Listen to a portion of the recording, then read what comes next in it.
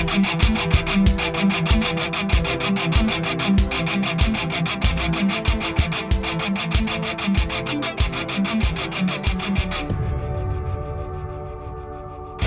is Jerome Corsi, and today is Tuesday. It's June 20th, 2023. And I want to jump right into the first story here. It's the whole issue of Donald Trump being indicted again, second indictment, and they're probably preparing a third and a fourth. I want to make it clear that this is what's called lawfare. Lawfare is a way of using the law to destroy the law. In other words, it got started essentially with Larry Tribe at Harvard Law School. He wanted to be on the Supreme Court. He never got appointed to the Supreme Court. He's very leftist and very disappointed that he didn't get to be. He's a big constitutional scholar, wrote a big law textbook on constitutional law. He thought he was positioned for the Supreme Court. So the whole radical left has turned against America, decided that we are the enemy, we need to be destroyed. And they decided the best way to do it is to use this, what they call lawfare, like warfare. That's where it comes from, law, a combination of law and warfare, lawfare, in order to destroy the law. Now, some of the masters of this are Andrew Weissman, who had very, I consider him evil. I mean, this guy really has no fundamental traditional ethics. He was behind the Mueller, however you want to say it. I always said it Mueller, the special counsel investigation on Russian collusion, and Weissman architected it. Well, what's coming on, the conservative treehouse has done a good story on this today, looking at this woman named Lisa Monaco, who is second in charge of the Department of Justice, and probably working with the Biden administration to find ways in which they can not only prosecute Donald Trump, but that they can essentially destroy any conservative movement. Southern Poverty Law Center would be, full in on this.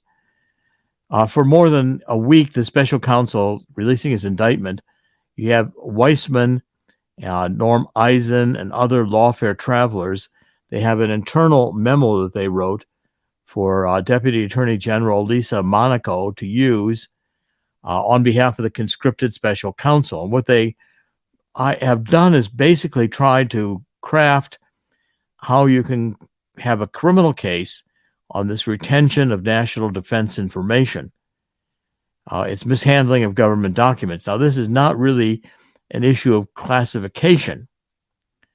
It's an issue of national security, and it's a trial under the Espionage Act, which essentially is saying that Trump was using dangerously to benefit our enemies national security information. Now, they're predicating this case on one ruling. There's a law in terms of releasing information that is important to national defense, where the Department of Defense has to be involved in releasing it. And so what they're saying is because Donald Trump did not go through the procedures of having this document declassified or made available to the public, and evidently the document they're focusing on is a document Trump claims that he has that involves a discussion about the planned attack by Israel on Iran. And that attack has not yet happened. The document is considered to be a potential important national security document because it may outline. I have no idea what's in the document. I've not seen it. I would not want to see it now, especially. But I know Weissman because I was a victim of the witch hunt that they had on the Russian collusion. Spent 40 hours with the Mueller prosecutors, and they were all Weissman trained. They weren't, I said, I don't think that the Russians stole the emails from the DNC. I can prove it. I knew how the DNC constructed their computers. This was not a hack. This was an inside job. And the experts who were reviewing it, there was an article in The Nation written about this. I knew Stephen Cohen, his wife, a very liberal woman, published that article and got a lot of grief for publishing it because it basically repudiated the Department of Justice position that the Russians stole the email in conjunction with Trump. Finally, the prosecutors thought I had a connection to Assange. I didn't.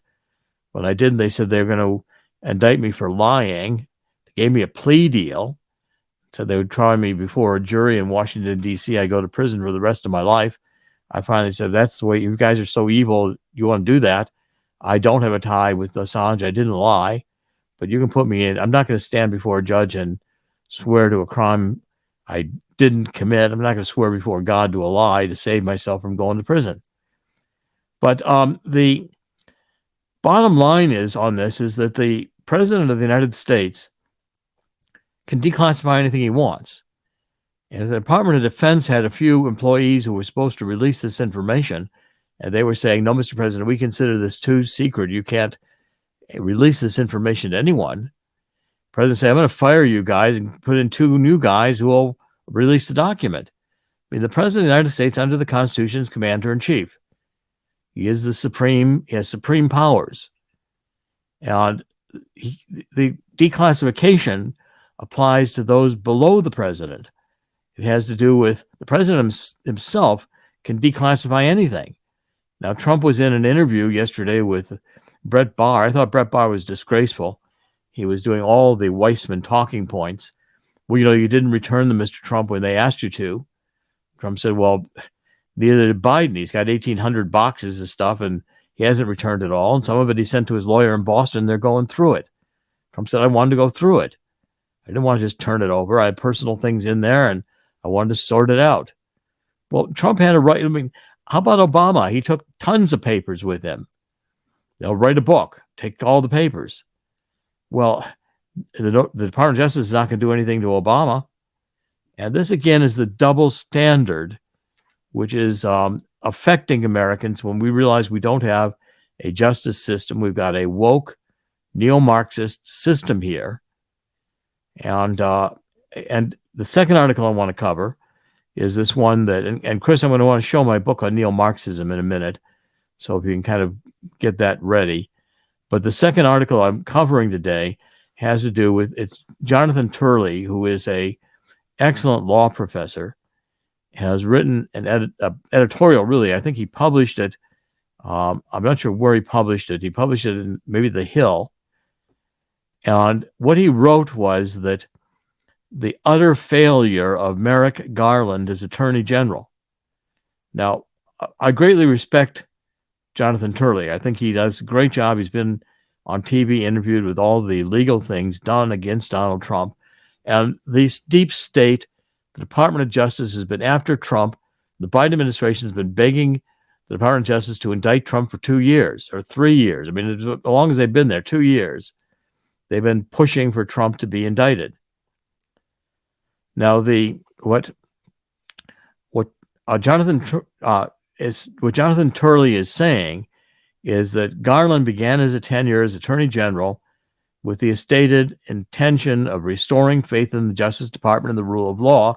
By that standard, Garland's a failure. I think worse than a failure.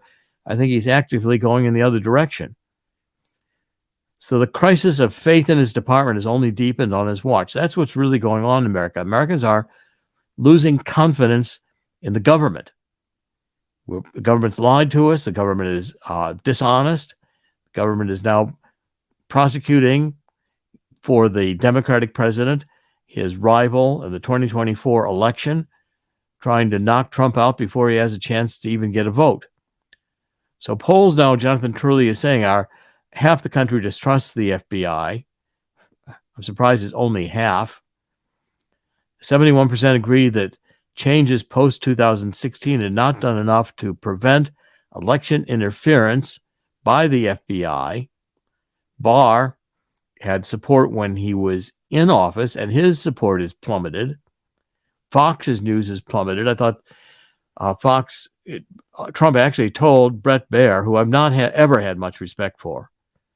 He's not, he can read the news, but my interactions with him, which have been minimal, I've seen him in a couple of contexts when I used to go to the Security and Prosperity Partnership three countries summit meetings, one in Canada where he came on and was asking the President Bush, "Oh, this isn't about a North American Union, is it?" And oh, that was George W. This has nothing. This is just economics. Yeah, well, that's what they said about the EU when it got started as a coal and steel agreement in when that was, I believe, in the 60s. At any rate, Brett Baier, I don't watch Fox anymore. I haven't watched Fox since 2020, and I'm not missing it. So Garland has done nothing he's allowed Weissman and the others to have free rein to go ahead and indict conservatives, to go after Trump, to declare that the protests in the Capitol were an insurrection, while Black Lives Matter was out there destroying cities and the Department of Justice did nothing at all to stop them. Garland had repeatedly pledged that political considerations would hold no sway with him as Attorney General. Well, that's a joke. Failure of Garland is becoming more and more evident by the day. The public continues to distrust the department, and his assurances of fair dealing have been overwhelmingly rejected by Republicans and independents. It's hard to dislike Merrick Garland as a man, but as Attorney General, there is little to like about his last 2 years. I think Jonathan Turley's being actually generous there. I think the guy's a complete disgrace, and I think he's actually violating the Constitution. Probably as Attorney General doesn't have any understanding of the Constitution.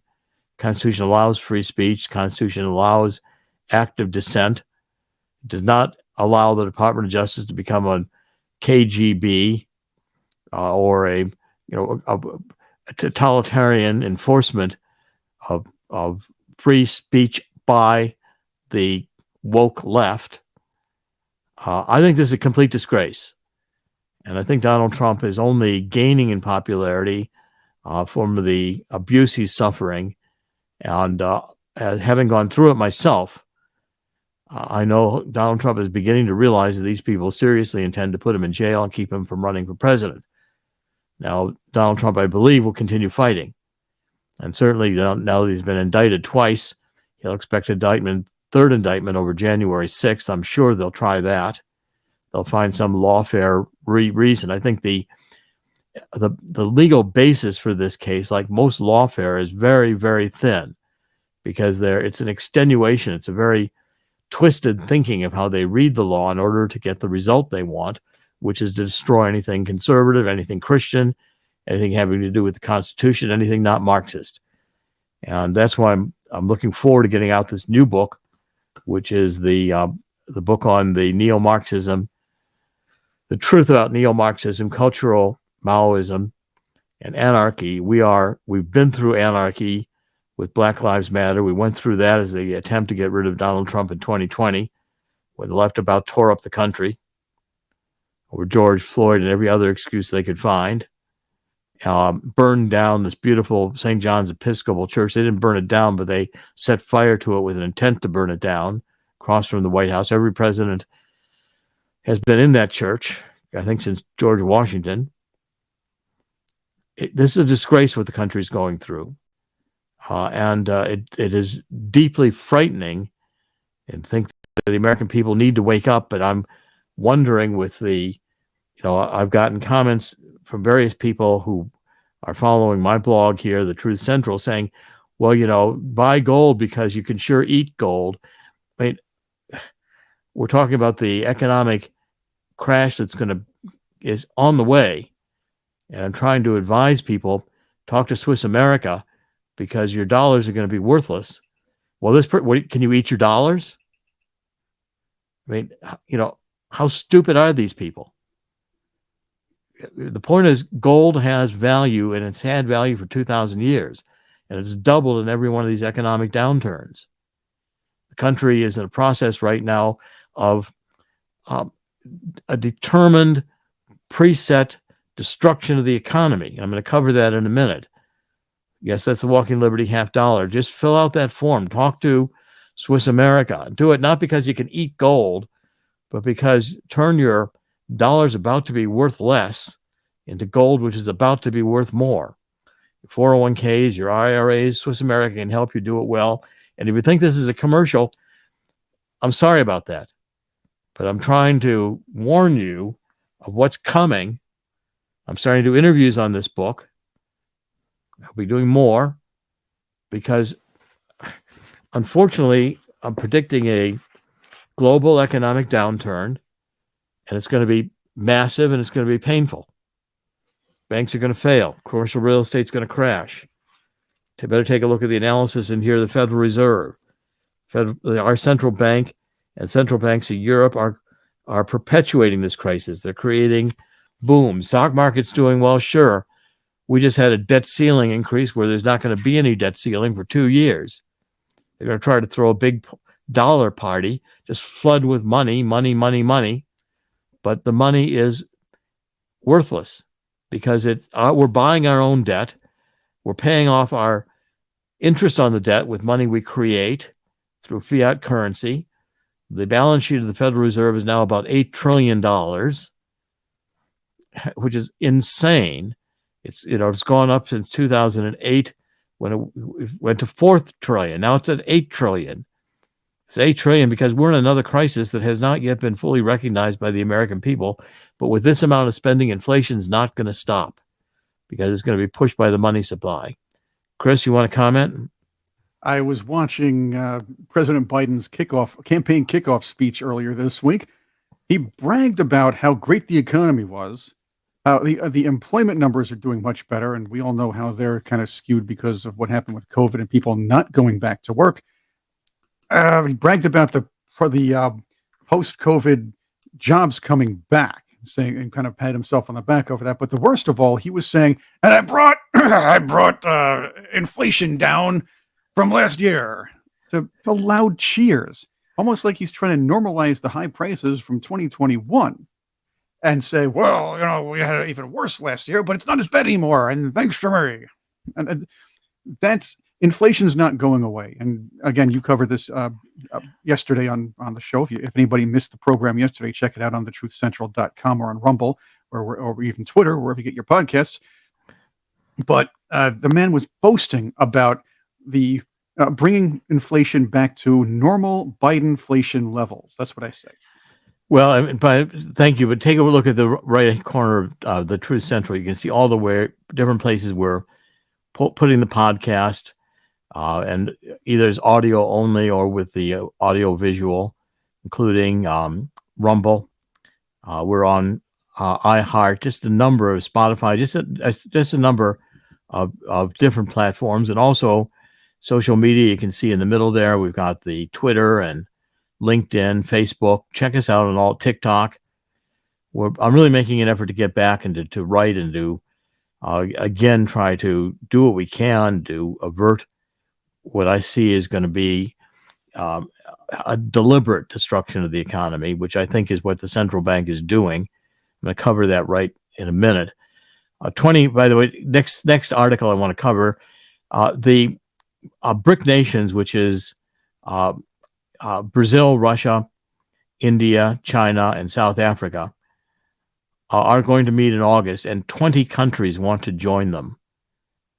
Now, this is a coalition of countries that are opposing the G7. The G7 was founded in 1975, was going to be Germany, France, United Kingdom, Italy, Japan, China, and the U.S.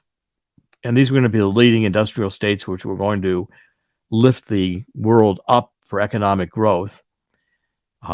It's essentially been, all these countries have been able to create bubbles, but that they have not been able to create sustainable economic growth since they were created under Jimmy Carter's 1975, which I guess was really the transition between Ford and Carter. Carter, I think, 1976. Now the G7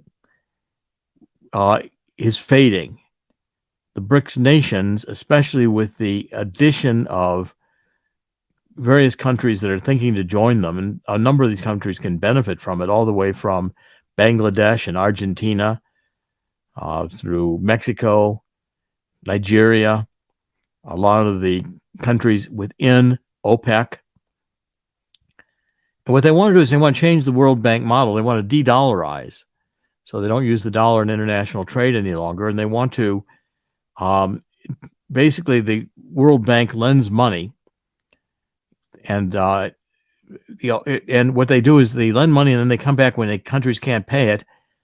And the International Monetary Fund's also good at this. And they try to grab assets, and China does the same.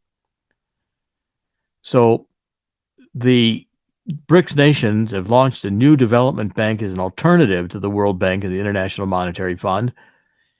They've created a liquidity mechanism called the Contingent Reserve Arrangement to support members who are struggling in payments back to their lending institution.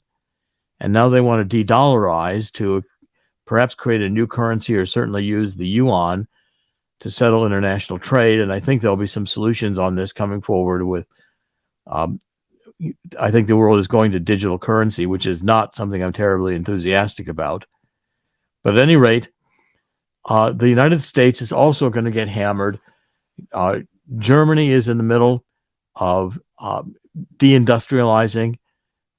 Germany's had 2 consecutive quarters of negative growth. Germany is already in a recession. The EU is headed there rapidly.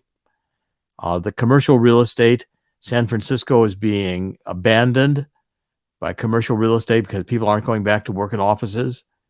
The vacancy is 30 to 40% in San Francisco, and commercial buildings are not able to be refinanced. So the banks are going to end up with huge losses that will trigger bank failures. I expect we will have another round of bank failures as these commercial building refinancings pick up speed. And by the way, they are all tied into mortgage-backed securities, which the banks hold and trust funds hold. We've got your money in the stock market right now. I mean, sure, the stock market looks great today, but it could lose 10,000 points. And your retirement savings in mutual funds, which are largely invested in stocks and bonds, are in dollars, which are going to be worth less with inflation, and at risk in a fundamental market crash that's going to go global. And that's what I'm trying to warn people about. If you want to understand the dynamics of it, that's why I wrote this book. And I'm going to do whatever I can to continue getting out there and talking about it, because I want people to know it's coming. And I'm not the only one predicting it. I mean, there's a lot of really top economists who see the same trends. This is not avoidable any longer. It's now inevitable. And the real estate market's going to crash as well. I mean, I know this is not good news, or not necessarily what anybody wants to hear, but it is truth, and this is the Truth Central. Now, I want to go to one more article today, which caught my attention. This is one by a guy who I followed a lot, Greenfield, who has done a very, very good job of covering.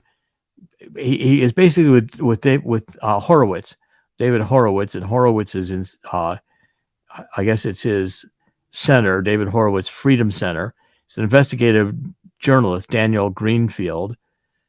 And what he's pointing out is, if you'll remember the Oak Fire, which was one of the most explosive fires in California in 2022, and immediately the media blamed it on climate change. Well, they've just arrested a 71-year-old man who started this devastating forest fire in Yosemite National Park. Was previously thought to have been caused by climate change. And he was arrested for suspicion of arson for allegedly igniting the Oak Fire, which destroyed 127 homes, caused thousands of people to evacuate, and ravaged nearly 20,000 acres of vegetation, all blamed on climate change. Now, one of my good friends and about to be co-author sent me an article this morning, which I also was fascinated with. It has been just published in a journal. Let me pull it up here. But the article has shown that, contrary to what everybody has been taught to believe, that we've had over time a dramatic lessening of deaths from climate. Okay, so this is was published in a journal in the international data. There's an international disaster database, and what it shows is that in the 1920s, about 500,000 people died each year on average due to climate. Look at the averages in subsequent decades. The number fluctuates quite a bit from year to year. There's been a dramatic decline. In 2010s, the average number of people dying each year as a result of climate was 18,000. In 2022, that dropped to 11,000. Now, this downward trend doesn't fit the alarmist narrative, so therefore we never hear about it. Okay, now, also there was a very good piece today that I saw just before we came on the Gateway Pundit. And what the Gateway Pundit is talking about here is, let me pull it up. It's about how this is by Drian Godifridi. I'm not sure who this is, a person I have not followed, but the article is very good. Evidently, there's going to be this Beyond Growth, which is a ideological gathering of European environmentalists at the European Parliament, and I believe in Brussels. They want radical environmentalism. And here's what they say, basically. Beyond Growth is the annual ideological gathering of European environmentalists and their countless relays in the world of government-funded, supposedly non-government organizations. Wink, wink. What most people remember when they look at the Beyond Growth is the European Parliament, because Beyond Growth's radical proposals in the European Parliament is implementing these proposals. So the reasoning seems to be going, if it was in the West, embodied by Adam Smith, who was really one of the first economists proposing economic activity and economic growth in 1776, they say here invented economic growth. And the West was largely white at the time, so destroying white supremacy, we destroy the very idea of economic growth. According to Adam Smith, economic growth for everyone is the key to lifting out of poverty, with the goal of making the poor richer, not the rich poorer, which is what the left wants to do. Of course, the left doesn't do that. The left makes the rich very, very rich, and everybody else gets reduced to serfdom. That's been the history of Marxism. And my new book is going to emphasize this theme. It's the follow-up to my book on the truth about energy, global warming, and climate change. It's the second one I'm calling a Great Awakening trilogy. And I'm trying to wake people up to the fact that you're being taught nonsense in schools, and you're being taught Marxism, destructive. So the idea here is that rather than destroying growth, we need to have an economic model like Adam Smith, which will help us provide growth. So would you rather encourage growth by allowing people in poor countries to use fossil fuels, coal, oil, natural gas, or drive these people even further into poverty by denying them fossil fuels? Well, they aren't fossil fuels. They're hydrocarbon fuels. They weren't made from fossils. They're made by the earth on a natural, ongoing basis. And I explain that and show you the chemistry in my book about the truth about energy, global warming, and climate change. You can perpetuate the ideas of fossil fuels because people don't know chemistry. They don't understand that oil is just a chemical formulation, and somehow the earth produces it, and it doesn't produce it from dead organic material, which does not advance into a higher form of energy when it's dead. It disintegrates into constituent elements. It would violate the second law of thermodynamics to do otherwise. But I wonder how many people could even articulate what the second law of thermodynamics is these days. It has to do with inertia. It has to do with the fact that energy, you've got to continue providing energy in an environment with friction in order to keep something moving. Otherwise, it will naturally tend to slow down, and sure, out in outer space where there's no gravity, there's no resistance, you might get an object to propel itself for a long time with a constant speed. But within a gravitational field, that's not going to happen. And the second law of thermodynamics is basically a law of entropy, which has to do with the wearing down of energy, not the acceleration of energy. The acceleration of energy is how, essentially, when you look at decomposition, it is not going to mold into oil. Okay, it's never happened. It's never been done in a laboratory.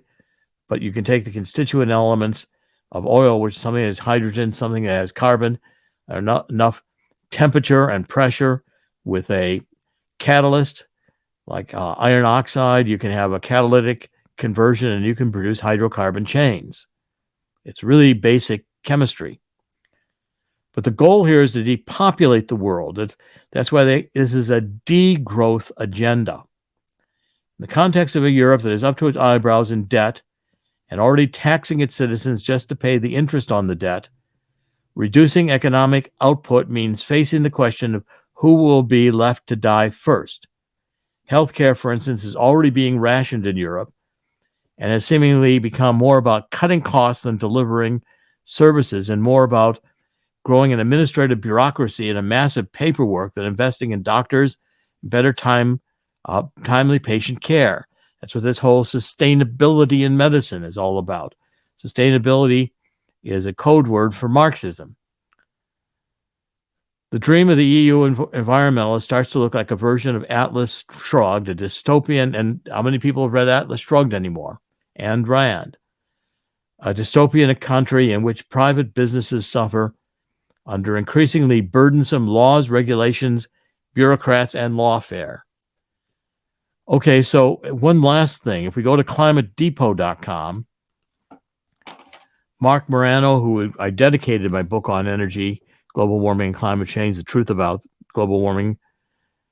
If you go to climate change, you'll see Mark is running a series of articles. There was an article in Politico that said that hospitals are now turning into climate change fighting machines because they're going to have more they're going to reduce anesthetic gas and decarbonize U.S. healthcare. So a variety of doctors are saying basically this recommends hospital staff mitigate climate change danger primarily by using less anesthesia or opting for the use of less effective topical and more dangerous intravenous methods because, quote, they have less of a negative environmental impact. Well, doctors don't use anesthesia for fun. They do it to reduce pain during medical procedures. And these misanthropic MDs are advocating nothing more or less than allowing people to suffer in the name of sustainability. I mean, this is, to me, insane. And by the way, John Kerry was over there meeting with the Pope, telling the Pope that Americans are really concerned about climate change. Well, they're only really concerned about climate change because they've been fed a lot more government lies, and they are not educated enough to know the lies they're being fed. That the Earth major temperature thermostat is the sun. And when we go on Milankovitch cycles further from the sun in an elliptical orbit, we're going to have an ice age again. It's going to happen. It's inevitable. It's also baked into the way the Earth goes around the sun. And when the sun burns less brightly, we'll have a little ice age. But John Kerry, who professes to be a Catholic, and Pope Francis, who also professes to be a Catholic, I'd like to test them both on their ideas about homosexuality and abortion. And I've got serious questions about both of them in that regard, as well as their embracing climate change. John Kerry has never met a bad idea that he hasn't embraced or an enemy of the country he hasn't loved. Since I opposed him with John O'Neill and writing Unfit for Command, Swiftboat veterans speak out against John Kerry in 2004. Chris, any comments? Once again, never trust a politician who's exceeded his or her wealth exponentially while in public service. Also, never trust a guy who takes private jets everywhere he wants and tells you and me not to or to reduce our own carbon footprint. Yeah, well, but by the way, he's special, like you said. John Kerry is special. So are his WEF buddies. So they should be taking private jets everywhere. Not you, not us. No, they're the transhumans. They're the future of the world. I mean, if our future is to live under a combination of communist China and the World Economic Forum in a godless society, God help us all. Imagine a chip in his head. it would probably the chip would probably reject the Botox inside of his face, and then we're all done. And John Kerry his head would explode. If you like the show, by the way, if you like the show, please check our sponsors. We have gear. My Vital C. Please look at My Vital C. This Carbon 60 is, I find it to be, I've taken it for 4 years. I find it rejuvenating. I like the way it provides energy, better sleeping, better altogether health. Try it. Carbon 60 is a remarkable molecule. It's in 60 atoms of carbon in a cage structure around a nucleus. It was only discovered about 40 years ago. And the people who own the True Central were in school at that time and also have created this company to provide the highest quality carbon 60, I think, available in the market. They have hair products. They put color back into my hair. My hair used to be completely gray, and it's not any longer. My hair is actually more vital than it has been with their products. I'll try the creams. These are all very good products. Also, go to the Macmillan Agency, which if you have an annuity, now is the time to look to trade it in a 1035 exchange on an annuity that will pay you more interest. Holding an old annuity that's now out of surrender charges is pointless. Fill out the form. Matt will talk to you, and I'll be advising Matt. We can get you a better annuity if you're close to or out of surrender charges on the annuity you've got. Let's wrap it up today. This is Dr. Jerome Corsi. Today is Tuesday. It's June 20th, 2023. In the end, God always wins. God will win here too. But I'm concerned that with what's going on in Ukraine, with the insanity in the Biden White House, the determination of these neocon leftists, now the neocons have become the leftists, the socialists back in the day when when Eugene Debs, in World War I, was put into prison, labor leader, for a speech he gave in Canton, Ohio, opposing World War I. In those days, the socialists were pacifists. Today, the socialists want to go to war with Russia. I guess Russia, when the Berlin Wall came down, they renounced communism, so I guess the left thinks they have to destroy Russia too. In the spirit of 2 Chronicles 7:14, let's repent that we allowed the country to get here. We should have been opposing this, running for the school board since the 1940s when God was taken out of the schools by the Supreme Court. We need to restore this country. We can do it with prayer. That's my preferred method. I think we've gotten to the point where God will intervene, provided we do our part. And our part right now has a lot to do with begging God's forgiveness. This is Dr. Jerome Corsi with the Truth Central. We're doing podcasts every weekday. We'll be back tomorrow. Thank you for joining us. God bless.